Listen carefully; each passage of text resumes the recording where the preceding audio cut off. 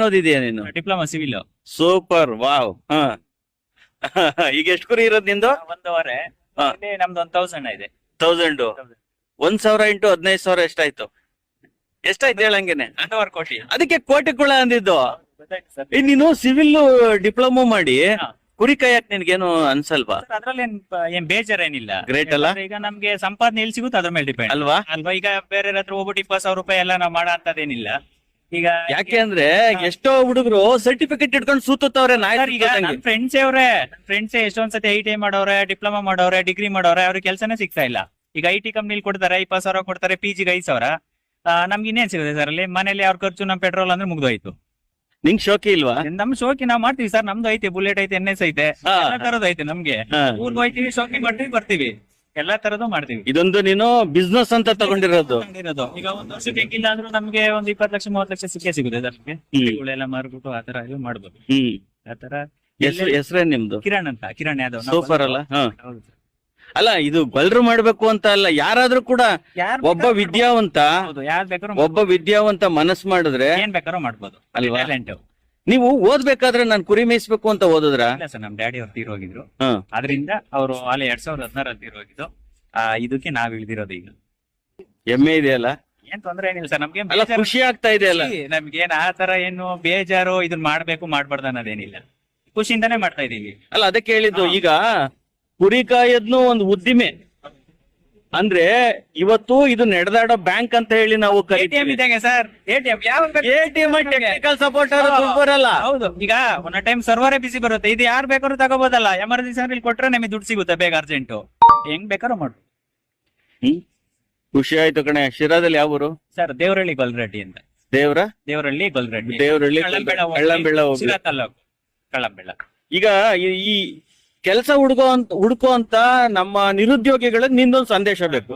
ಏನ್ ಸಂದೇಶ ಕೊಡ್ತೀರಾ ಸರ್? ಸಂದೇಶ ಅಂದ್ರೆ ಏನಿಲ್ಲ. ಈಗ ಮಾಡೋ ಅವ್ರು ಇದ್ರ ಮೇಲೆ ಡಿಪೆಂಡ್.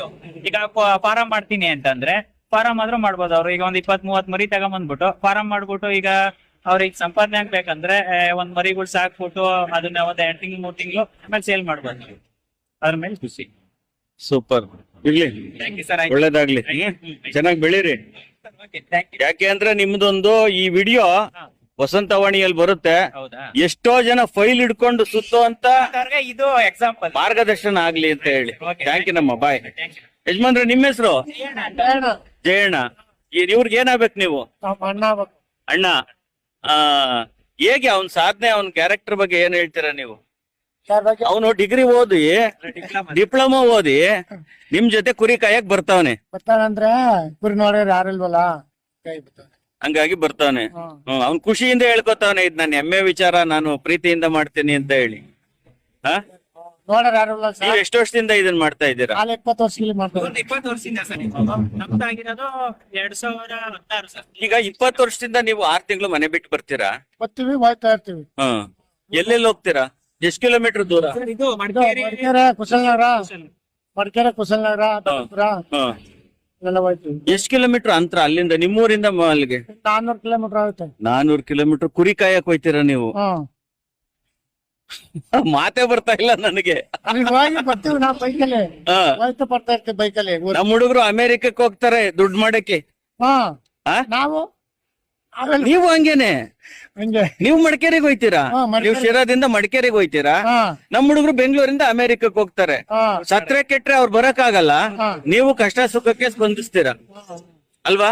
ಮನೆ ನೋಡ್ಕೊಳ್ತಿದ್ದೀರಾ.